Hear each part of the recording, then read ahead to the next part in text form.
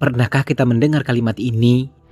Al-Quran sendiri mengatakan Nabi Muhammad SAW pernah sesat.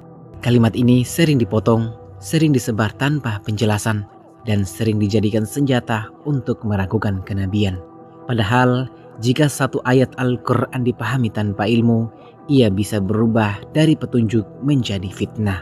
Maka mari kita berhenti sejenak, bukan untuk membela dengan emosi, tetapi untuk memahami dengan ilmu.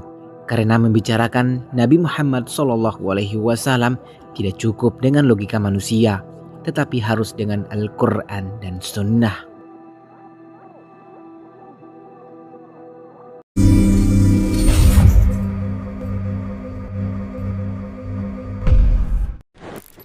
Assalamualaikum warahmatullahi wabarakatuh.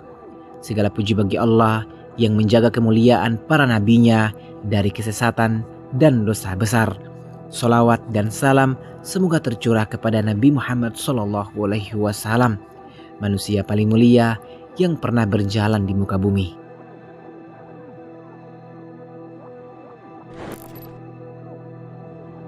Ayat yang sering dijadikan dasar tuduhan itu adalah firman Allah, dan dia mendapatimu dalam keadaan dolan, lalu dia memberi petunjuk. Al-Quran surah Ad-Duha ayat 7. Satu kata yang dipermasalahkan adalah dolan. Banyak yang langsung menerjemahkan sesat lalu berhenti di situ. Padahal dalam bahasa Arab, satu kata tidak selalu bermakna satu arti. Dan dalam Al-Quran, makna sebuah kata ditentukan oleh konteks, bukan prasangka. Para ulama tafsir dari generasi awal yang paling paham bahasa Arab telah menjelaskan ayat ini dengan sangat tegas.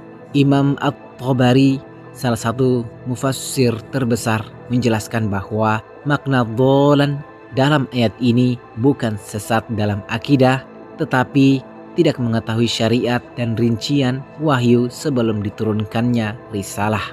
Artinya, Nabi Muhammad SAW belum menerima wahyu, bukan menyimpang dari tauhid. Ini sangat penting karena Al-Quran sendiri menegaskan, dan engkau Muhammad tidak pernah membaca satu kitab pun sebelumnya, dan tidak pula menulisnya dengan tangan kananmu. Al-Quran surah Al-Ankabut ayat 48. Bukan sesat tetapi belum diberi wahyu. Imam Ibnu Katsir rahimahullah menjelaskan makna ayat ini adalah Nabi SAW belum mengetahui Al-Quran dan syariat, lalu Allah memberinya petunjuk melalui wahyu, dan ini diperkuat oleh ayat lain. Allah Subhanahu wa Ta'ala berfirman, demikianlah kami wahyukan kepadamu ruh Al-Quran, sebelumnya engkau tidak mengetahui apa itu kitab dan iman. Al-Quran surah Asy-Syu'arah ayat 52. Apakah tidak mengetahui berarti sesat? Tentu tidak. Seorang bayi tidak mengetahui matematika, apakah ia sesat? Seorang manusia sebelum belajar, apakah ia menyimpang? Tidak. Maka tuduhan bahwa Nabi Muhammad SAW pernah sesat dalam akidah adalah kesalahan fatal. Bahkan sebelum diangkat menjadi Rasul, Nabi Muhammad SAW dijaga Allah dari syirik. Beliau tidak pernah menyembah berhala, tidak pernah meminum khamar, tidak pernah mengikuti ritual jahiliyah. Dalam hadis sahih, Rasulullah SAW bersabda, aku tidak pernah menyentuh berhala mereka, bahkan sebelum aku diutus. Diriwayatkan dalam sirah dengan penguat riwayat. Beliau dikenal oleh kaumnya sebagai Al-Amin, yang paling terpercaya, bukan hanya dalam muamalah, tetapi juga dalam akhlak dan tauhid. Para ulama Ahlus Sunnah sepakat, para nabi terjaga dari kekufuran dan syirik sebelum dan sesudah kenabian. Imam An-Nawawi rahimahullah berkata, para nabi ma'sum dari kekufuran sebelum diutus dan sesudahnya. Maka bagaimana mungkin Allah memilih seorang rasul yang pernah sesat dalam keyakinan?